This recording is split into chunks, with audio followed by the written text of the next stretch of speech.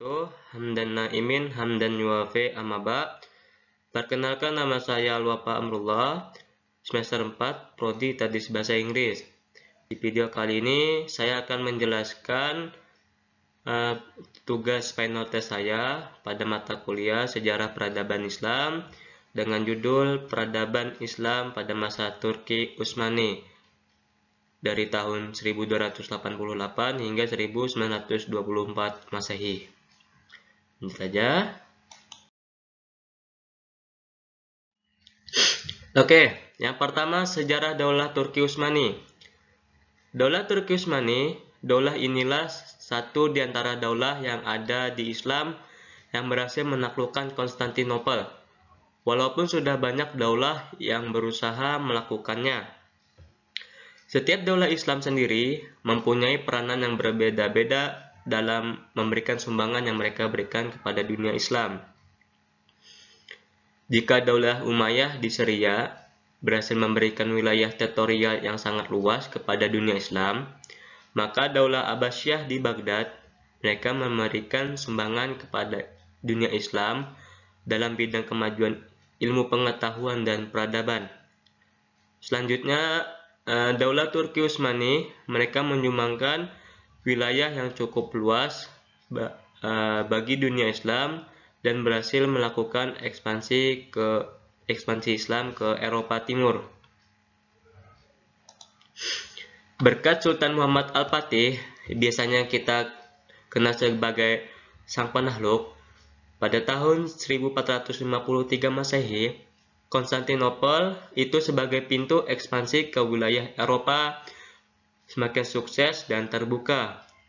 Dan puncak kejayaan Turki Utsmani sendiri dapat memperluas ekspansi wilayah itu dilakukan oleh Sultan Sulaiman I yang dimulai dari Asia, Afrika hingga Eropa Timur sehingga menjadikan nama Turki Utsmani sebagai daulah yang paling besar pada saat itu dan yang paling lama berdiri dibanding daulah Islam yang lainnya.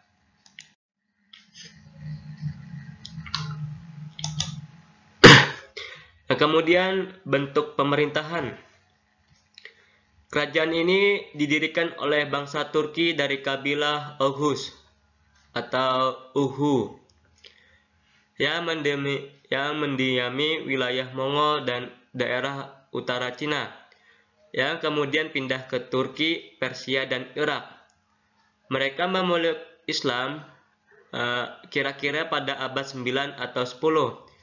Yaitu ketika mereka menetap di Asia Tengah.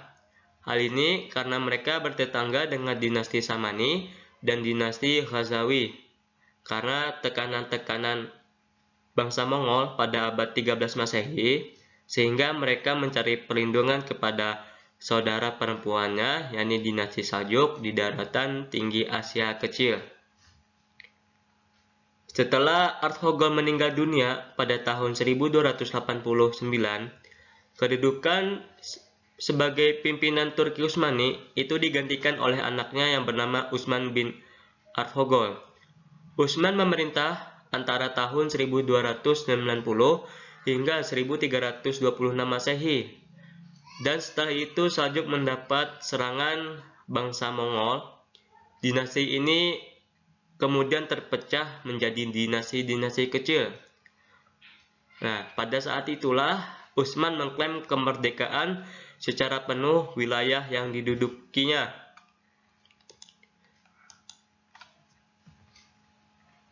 Yang semula merupakan pemberian Sultan Saljuk sendiri, sekaligus mempromosikan berdirinya kerajaan Turki Utsmani. Sejak saat inilah Daulah Turki Utsmani resmi berdiri di Asia Kecil dengan sultan pertamanya yakni Sultan I.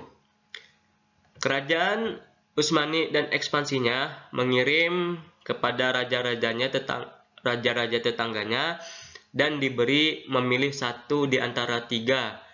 Yang pertama masuk Islam, yang kedua membayar upeti, dan yang ketiga perang. Oke, lanjut. Sebagai Sultan I, Utsman banyak mencurahkan perhatian kepada usaha-usaha untuk memantapkan kekuasaannya dan melindunginya dari segala macam-macam serangan, khususnya Bizantium yang memang ingin menyerang. Ekspansinya pertama-tama menyerang perbatasan Bizantium dan melakukan kota Brosa pada tahun 1317, dan di tahun 1326 Brosa dijadikan sebagai ibu kota kerajaan Daulah Turki Utsmani sendiri. Utsman I meninggal dunia pada tahun 1326 Masehi. Sultan Turki Utsmani digantikan oleh Orhan 1326 hingga 1359 Masehi. Pada pemerintahannya, Daulah Turki Utsmani dapat menaklukkan beberapa daerah seperti Izmir atau Smyrna, Khawalyasni, Iskandar, Ankara, dan Gallipoli. Daerah ini adalah bagian dari benua Eropa yang pertama kali ditaklukkan oleh Daulah Bani Turki Utsmani. Perluasan semakin dikembangkan lagi ketika Sultan Murad I, pengganti Orhan, yang berkuasa pada tahun 1359 hingga 1389 Masehi. Selain dia memantapkan keamanan dalam negeri, ia juga melakukan perluasan daerah ke benua Eropa. Ia dapat menaklukkan Adrianople, yang kemudian dijadikannya sebagai salah satu ibu kota daulah yang baru, daerah Balkan, Macedonia, Sofia atau kita kenal sebagai Bulgaria, dan seluruh wilayah bagian utara Yunani. Oke, selanjutnya kita masuk masa kejayaan pemerintahan. Masa puncak kejayaan Turki Utsmani itu pada 3 orang sultan, yaitu Sultan Muhammad II dari tahun 1451 hingga 1484 Masehi yang bergelar Al-Fatih, sang penakluk. Dia dapat mengalahkan Bizantium dan menaklukkan Konstantinopel yang sudah direncanakan dulu oleh Sultan Bayazid, anaknya Sultan Salimi I, tahun 1512 hingga 1520 Masehi, dan Sultan Muhammad Sulaiman I Al-Qanun 1520 hingga 1566 Masehi. Oke, ini foto dari Sultan Muhammad II atau Sultan Al-Fatih. Oke. Kekuasaan Daulah Utsmani yang sedemikian luas di Asia Kecil dan Eropa Timur tidak dapat kokoh sebelum Konstantinopel ditaklukkan. Sebab itu menaklukkan Konstantinopel suatu keniscayaan dan tidak dapat ditawar-tawar, karena urusan hidup matinya Daulah Turki Utsmani terletak pada keberhasilan mereka dalam menaklukkan Konstantinopel. Pada masa Muhammad II ada perhatian di bidang yang lainnya, yaitu gereja Hagia Sophia dimodifikasi dan disulap menjadi masjid. Kemudian masjid baru yang dibangunnya yang bernama Masjid Jami Muhammad Al-Fatih atas bantuan seorang arsitektur Yunani yang bernama Christodoulos.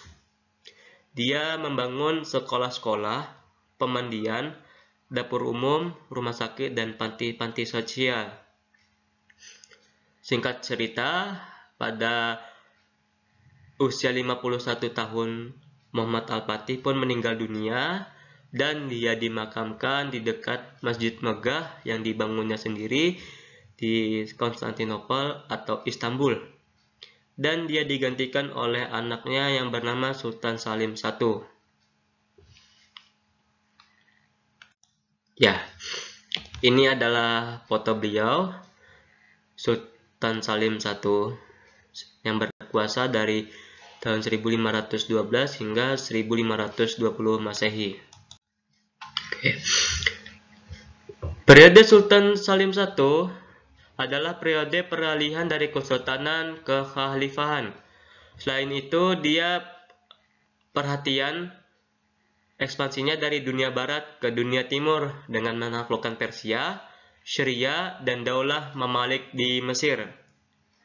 Kalau para pendahulunya lebih memusatkan perhatian dengan melakukan ke benua Eropa, pada masanya dia memerhatikan diarahkan ke dunia timur. Sultan Salim melanjutkan penyerangan ke Mesir di bawah kekuasaan Daulah Mamalik dan dapat dikalahkannya. Kemudian Kairo jatuh pada tahun 21 Januari 1517 Masehi dan Sultan Salim diumumkan bahwa dirinya sebagai khalifah. Singkat cerita juga, akhirnya karena penyakit yang dideritanya, Sultan Salim I meninggal dunia pada tanggal 2 September 1520 Masehi dalam suatu perjalanan pulang dari Istanbul menuju Adrianople. Dia sendiri digantikan oleh putranya yang bernama Sulaiman.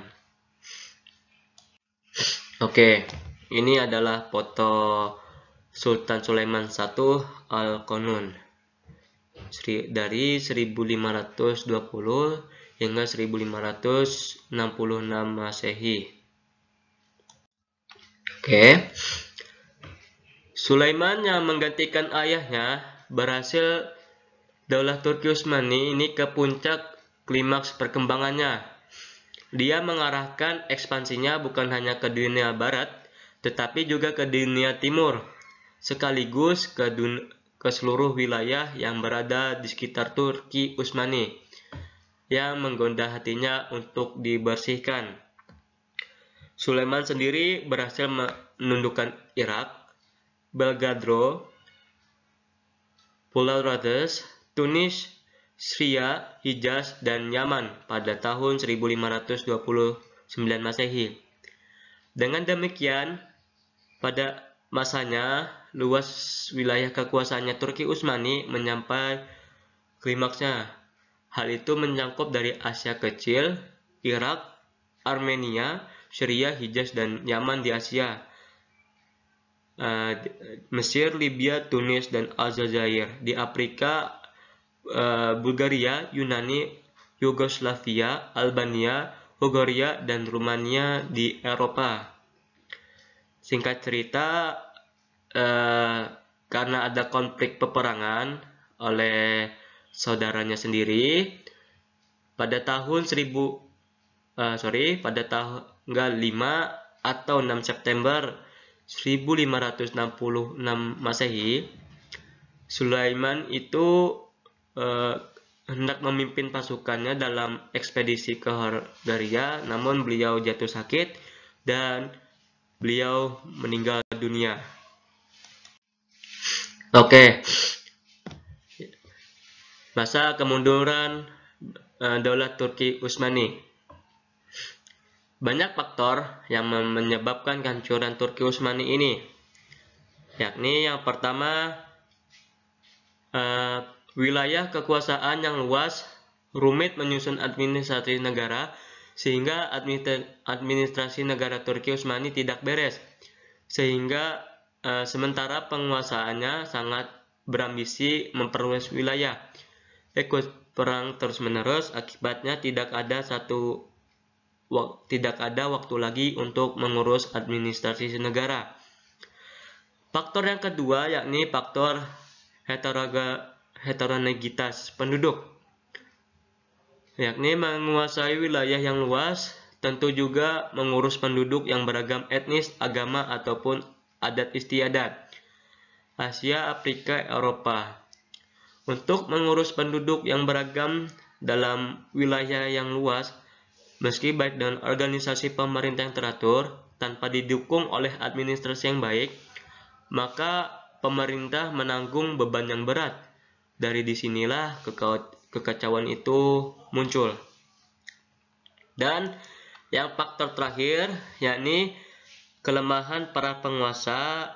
Setelah peninggal Sultan Sulaiman, Turki Utsmani diperintah oleh sultan-sultan atau para petinggi yang lemah dan tidak dapat mengatur pemerintahan negara. Akibatnya pemerintahan menjadi kacau sehingga kekacauan itu dibiarkan terus dan tidak pernah diatasi secara sempurna. Maka sekian lama semakin parah sampai jatuh sakit di Eropa dan tidak ada mampu yang menyembuhkannya.